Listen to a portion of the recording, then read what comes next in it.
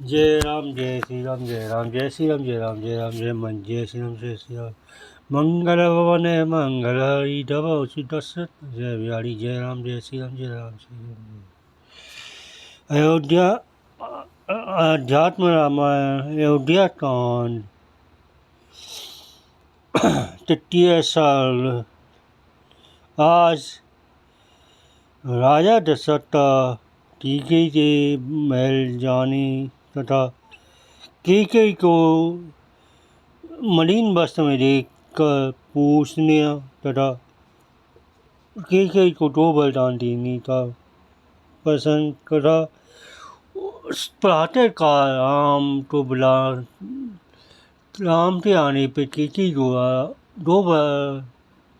दोनों वरदानों का विषय में कहने का प्रसंग सुनाया जाएगा। मंगल भवन मंगल हरि दबो दशरथ जय बिहारी जय राम जय श्री राम जय राम जय श्री राम जय श्री राम जय श्री राम। श्री महादेव वाच ततो दशतो राजा राम अवोध्य कानात आदिश मंटिक प्रतति सनो धर्मा विशत तथा दस्ता प्रिया राजयती मेदती विहल या पुरा मंदिर तत्स्य प्रविष्टे मई शोभना मंगल। श्री महाराज जी बोले तुरंत भगवान महाराज दशरथ ने रामचंद्र जी के भूजती प्रजा मंत्रियों तो मानगृत कालों के लिए आज्ञा देकर आनंदपुर अपने निवास में प्रवेश किया। वहाँ अपनी प्रिया कैकेयी को ना देखता वे अत्यंत बेरुमनी मन कहने लगे, क्या कहा जो पहले सबसे पहले मेरे रसोई सदा से मेरे सामने आती थी वह सुमति आज मुझे दिखाई नहीं दे रही है। अपने चित्त में अत्यंत दुख मान का ईश्वर सोचते उन्होंने दासों से पूछा, आज तुम्हारी सुलक्षण स्वामी कहाँ है? वे प्रिया दर्शना आज पूर्वत मेरे सामने क्यों नहीं आती? दासियों ने कहा, देव कारण तो हमें मालूम नहीं थी, तू आज वे कोप भवन में गई हुई है, आज स्वयं ही वहाँ जाता सब हाल जान लीजिए। दासों के अस्पताल देने पर राजा भयभीत होकर उसके पास गए और वहाँ बैठा उसके शरीर पर धीरे धीरे हाथ फेरते हुए बोले, आई आई भीरू, आज पलंग आरी छोड़कर अस्पताल पटरी पर क्यों पड़ी हो? तुम हमसे कुछ बोलती नहीं हो, इससे हमें बड़ा ठेर हो रहा है। समझ अवसर तुम मलिन वस्त्र पहने पृथ्वी वर्तों पर तुम्हारी जो इच्छा हो सोचो मैं अभी सब पूर्ण करूँगा। तुम्हारा अरिष्ट करने वाला कौन है? वैसी हो अथवा पुरुष अथवा से जन्म प्रताप पाठ हो ही नहीं, उसका पदवी किया जैसा हे देवी, जिस प्रकार तुम्हारी प्रसन्नता वही मुझसे अवश्य कहो। है काल अत्यंत दुर्लभ होने पर मैं इसी समय एक साल में पूरा कर दूंगा। तुम मेरे हृदय को जानती ही हो, मैं तुम्हारा अत्यंत प्रिय तुम्हारे वशीभूत हूँ, फिर भी तुम मुझे से थिन करती हो। तुम्हारा क्या परिश्रम व्यर्थ है? बताओ, तुम्हारा प्रेतकार करने वाले किस कंगाल तो मैं धनी कर दूँ अथवा दूँ? तुम्हारा प्रेतकारी किस धनपति हो कंगाल कर दूँ? बताओ, किस अवध को माल डालूँ और किस अवध छोड़ दूँ? हे प्रिय, इस विषय में अधिक क्या कहूँ, मैं तुम्हें अपनी प्राण भी दे सकता हूँ। कमल ने राम मुझे प्राण से अधिक प्रिय है, मैं उन्हीं की शपथ करती रहता हूँ कि तुम्हें जो कुछ प्रिय हो मैं वही करूँगा। महाराज दशरथ ने राम की सौरन गाथा इस प्रकार की कहने पर कैकेयी ने धीरे धीरे अपने आंसू पहुँचकर राजा से कहा, राजन, यदि आप सत्य बताते और शपथ भी करते हैं तो सही थी, मैं तो जो कुछ मांगूँ उसे सफल कर देना चाहिए। पूर्व काल में देवासुर संग्राम में मैंने आपकी अच्छा की उस समय प्रशंसित होकर आपने मुझे 2 वर देने को कहा था। हे सुवत, मैंने वे 2 वर आते धुराते रूप में रख दिए थे। अब उनमें से एक वर में तुरंत ही अपने पुत्र भरत को एकत्रित हुई सामग्री से युवराज अभिषेक कीजिए। दूसरे से तुरंत ही राम दंडत वन को चले जाएं। वहाँ श्री राम जटा बटकर वस्त्र धारण कर धन मूल फल खाते हुए मुनि वेश में 14 वर्ष कर रहे। उसके बाद अपनी इच्छा से चाहे वे अयोध्या लौट आए अथवा वन में ही रहे, तो कमल राम प्रातः ही अवश्य वन तो चले जाएं। यदि इसमें कुछ देर होगी तो आपके सामने ही मैं अपना प्राण छोड़ दूंगी। आप अपनी प्रतिज्ञा सत्य कीजिए, मेरा प्रिय कार्य बस यही है। तेजी से ऐसे रोमांचकारी कठोर वचन सुनकर महाराज दशरथ बज्रहाट पर्वत समान गिर पड़े। तत्पश्चात धीरे धीरे नेत्र खोलकर अधिभयभीत पूर्वक आंसू पहुँचे और मन ही मन ठहरने लगे। मैंने है तो जो स्वप्न देखा है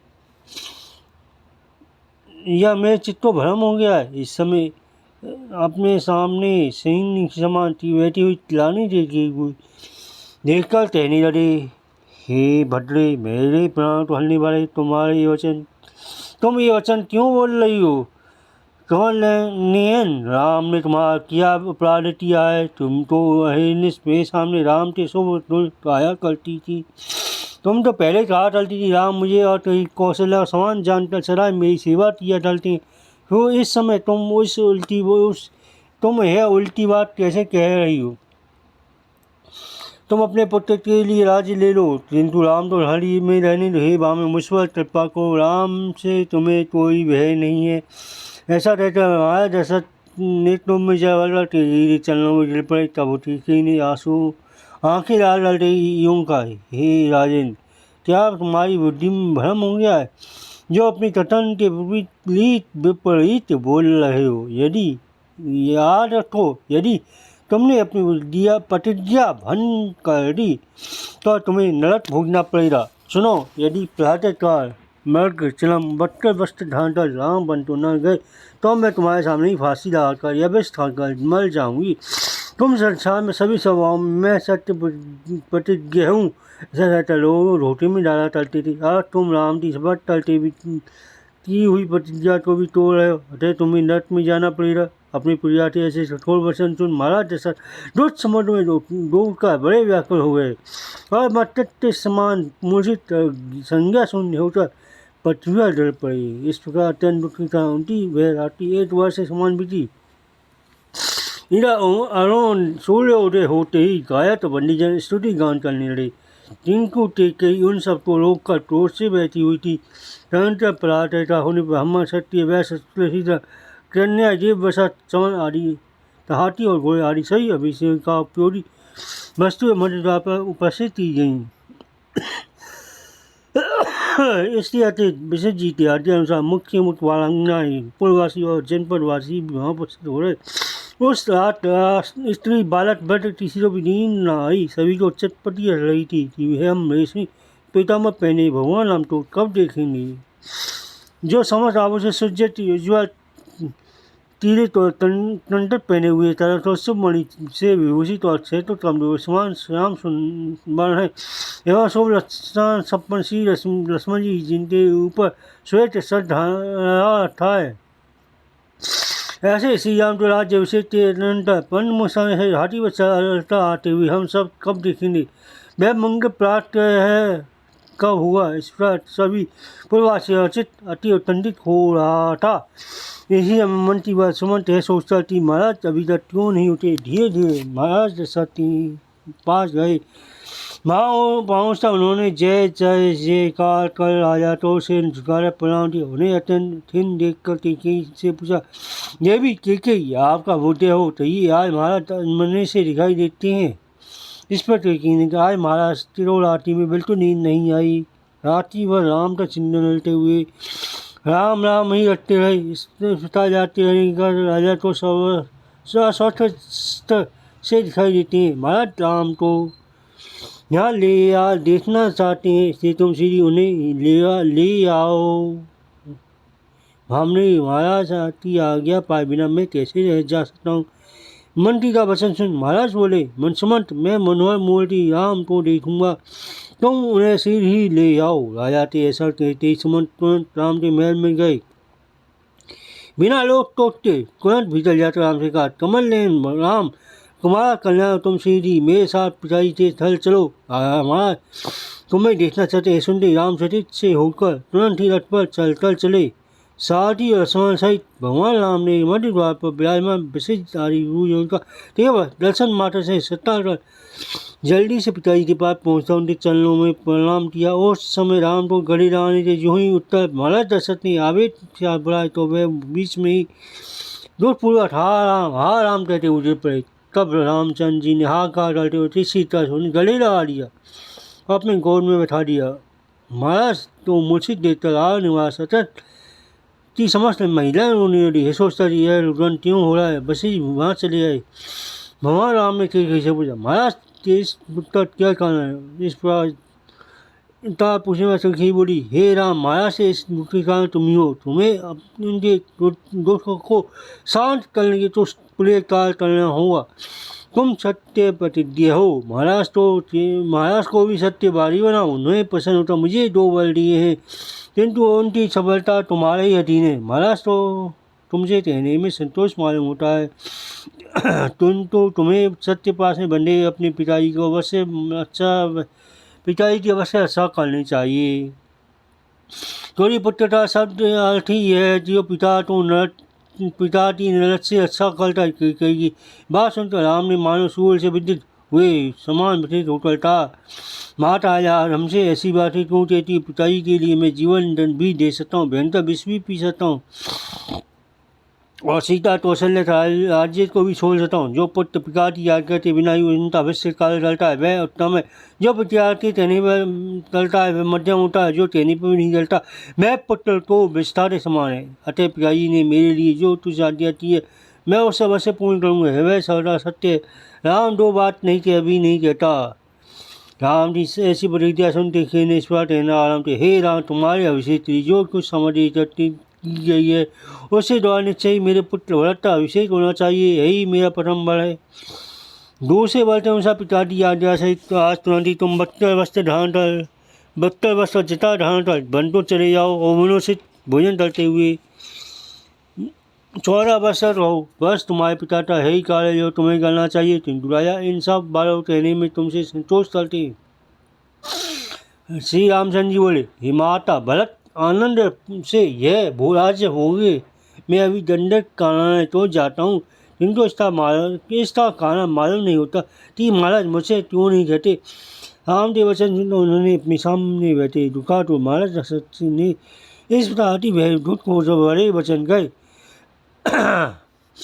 राम मुझे श्री परवश भ्रांत चित्त कुमारगामी पापात्मा तो बांधता, हे राज्य ले लो, इससे तुम्हें कोई पाप न लगेगा। हे रघुनंदन, ऐसा होने पर तुम्हें दो असत्य स्पर्श न करेगा। ऐसा कहता है राजा दशरथ विलाप करने लगे, हा राम, हा जगन्नाथ, हा राम प्राण प्यारे, मुझे छोड़कर तुम भोर वन में कैसा जाना चाहते हो। ऐसा कहकर उन्होंने राम को गले ला लिया और जो गिल खोलकर आंसू बहाने लगे। कब राम ने हाथ में जल लेकर पिता के आंसू पहुँचे और नीति कौशल राम जी ने धीरे धीरे ढांढस बंधाया। मैं कहने प्रभु, यदि मेरे छोटे भाई भरत राज्य शासन थे तो इसमें दुख की क्या बात है।